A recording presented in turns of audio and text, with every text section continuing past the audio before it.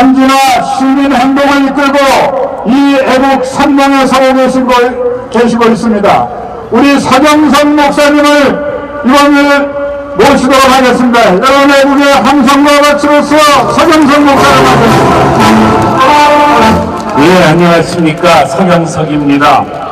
지금 우리 애국 시민들이 해야 할 일이 저는 크게 두 가지가 있다고 생각합니다. 하나는 꼴통 보수라는 말을 듣는 것을 절대로 개념치 맙시다. 우리는 계속 그 얘기를 해야 합니다. 동북 좌파 세력이 우리 국민 앞에 자기의 실체를 정면하게 드러낸 사건이 있습니다. 그 사건은 2005년 9월 메가더 동산 철거 시도 사건입니다. 수천 명의 시민들이 죽창을 들고 메가더 동산을 철거하겠다고 나섰을 때 저는 그것을 보고 깜짝 놀랐습니다. 아니, 메가더 동산을 철거하겠다는 세력은 어떤 세력이냐? 그것은 6.25 전쟁 때 김일성에 의해서 한반도가 통일됐어야 했는데 인천 상륙 작전 때문에 통일이 안 되고 분단된 게 원통하다라고 생각한 세력입니다. 그 세력은 그야말로 빼도 박도 못하는 종북 좌파 세력입니다. 저는 그 세력이 도대체 어떤 사람들인지 열심히 조사를 했습니다. 그랬더니 전교조, 전농, 한총련, 범민련, 민주노총, 민주노동당, 통일연대, 민중연대 이런 세력입니다. 조직화된 세력만 수십만 명이 되는 대한민국 최대의 조직화된 세력입니다. 이 세력이 지난 10년 동안 우리나라를 뒤흔드는 일을 전부 다 해왔습니다. 미선이 효순이 촛불 시위 사건, 메가더 동산 철거 시도 사건, 평택 미군 절수 촛불 시위 사건, 한미 FTA 반대 투쟁, 희망버스 광우병 촛불 시위, 제주도 해군기지 반대 투쟁, 이런 대한민국을 흔드는 모든 운동들을 바로 이 세력들이 해왔습니다.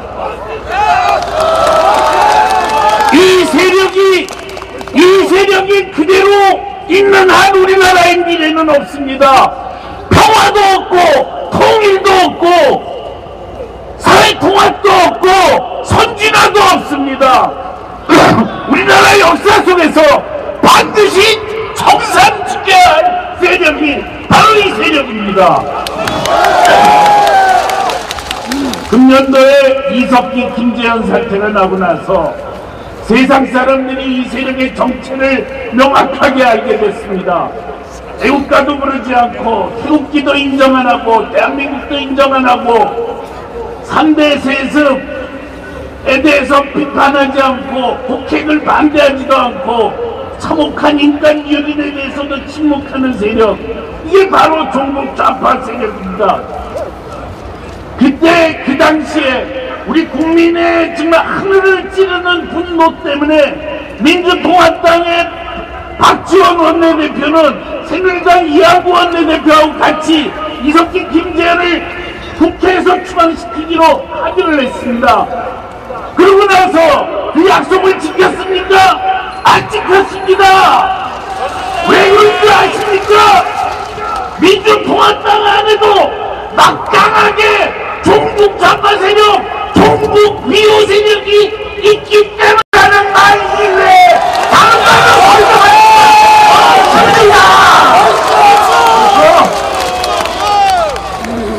그래서 지금 우리 국민의 힘으로 종북 좌파 세력을 척결해야 됩니다. 두 번째로 할 얘기는 우리나라가 분단으로 가지 않고 통일로 가야 된다는 겁니다. 여러분, 통일 이야기를 하면요, 통일 비용 많이 든다, 그거 잘 모르는 소리입니다. 통일이 되면요, 남한의 자본과 기술 그리고 북한의 값싸고 질 좋은 노동력이 결합을 해가지고 세계 최고의 경쟁력을 갖게 됩니다. 우리는 금방 선진국으로 가게 돼 있습니다. 그런데 우리가 통일로 가려면 어떻게 해야 되느냐? 북한이 변화해야 됩니다. 북한의 북핵이 폐기되고 개혁개방을 이루어내고 북한 인권이 개선돼야 됩니다. 이것을 위해서 우리가 전 세계와 같이 공조해서 손을 잡고 북한이 우리가 원하는 방향으로 가면은 당근을 주고 원치 않는 방향을 가면 채찍을 주면서 북한을 변화시키기 위해서 압박을 해나가야 됩니다. 그런데 지금 우리나라는 지금 커다란 역사적 기로에 서 있습니다.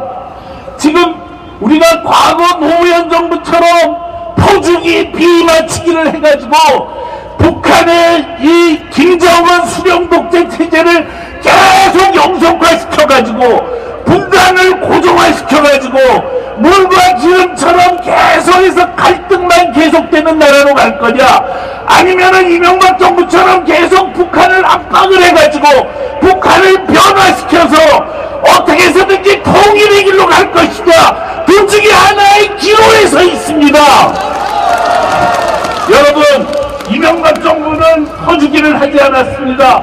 그 바람에 어떻게 됐는지 아십니까? 북한의 배급제가 없어지고 장마당이 활성화되고 농업 분야에서 개혁개방 조치가 취해질 수밖에 없었습니다. 왜 그러냐? 그 길밖에 없었기 때문입니다. 그런데 그러지 않고 계속 퍼주고 비맞춰주고 그러면 어떻게 되느냐? 북한의 김일성, 김정일, 김정은 수령 독재 체제는 계속 영속화될 수밖에 없습니다. 그런데 지금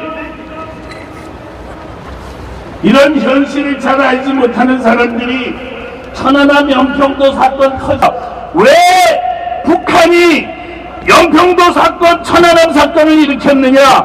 물론 이명박 정부가 싫어서죠. 두 가지 때문에 그랬습니다. 하나는 NLL 이 14 남북 공동선언을 이거를 인정을 안 했습니다. 이명박 대통령이. 그 다음에 두 번째로는 북한 인권을 말했습니다.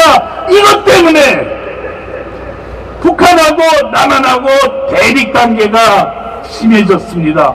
여러분, 북한 인권을 얘기하는 거는 우리로서는 너무나도 당연한 겁니다. 저도 한 10년 전에는 북한 인권에 대해서 관심 없고 우리나라가 6.25전쟁이 터졌기 때문에 우선 한반도 평화체제가 중요하다고 생각했습니다. 그러나 제가 탈북자들을 만나고 나서 내 생각이 얼마나 잘못되었는가 하는 것을 절실히 깨달았습니다. 여러분, 북한 인권에 대해서 침묵하고 한반도 평화가 우선이다라고 말하는 것은 무엇을 의미하는지 아십니까? 참혹한 북한 주민의 인권 유린을 외면하는 대가로 우리 남한 사람들의 생명과 재산과 안전을 북의 김정일, 김정은으로부터 보장받겠다고 하는 아주 이기적인 태도입니다. 우리가 선진국이 되려면 먼저 선진국민이 돼야 됩니다. 전 세계 사람들의 존경을 받아야 됩니다. 어떻게 우리 동족의 참혹한 인권 유린을 외면하고 침묵하면서 어떻게 우리가 전 세계의 존경을 받겠습니까? 북한 인권을 얘기하는 것은 대가를 지불하는 겁니다. 우리가 대가를 지불하더라도 앞으로 천안함 연평도가 아니라 더 큰 일이 있다 하더라도 우리는 북한 인권을 말해야 됩니다.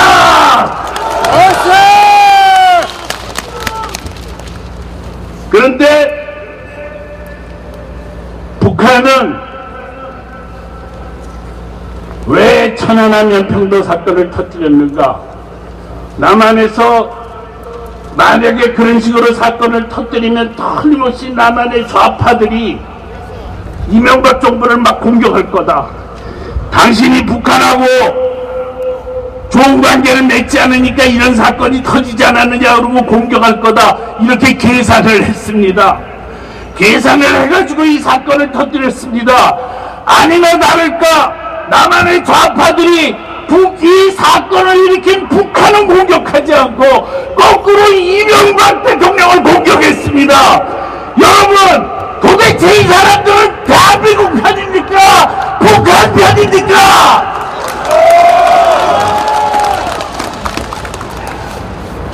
자, 요새 우리 국민 중에 일부는 옛날로 돌아가자 그럽니다. 다시 천안함 연평, 아니 다시 퍼주기 비맞추기로 돌아가자 그럽니다. 여러분, 비맞추기로 돌아가면 어떻게 될 줄 아십니까? 우선 첫째로 분단이 영속화됩니다. 북한은 하나도 변하지를 않습니다. 우리는 계속 분단돼서 살아야 됩니다.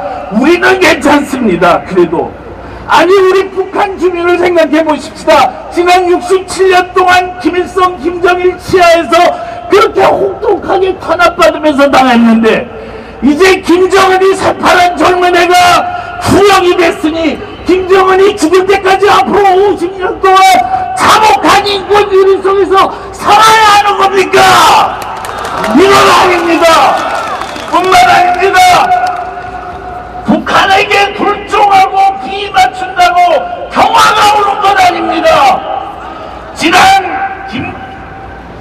김대중 정부 하에서 제1연평해전, 제2연평해전 터졌습니다.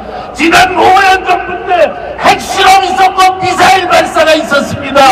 여러분, 굴종한다고 평화가 오는 건 아닙니다. 굴종하면은 나라를 우습게 보고 수태일 때마다 한 방씩 때릴 것입니다. 평화는 탄탄한 안보로 오는 것입니다.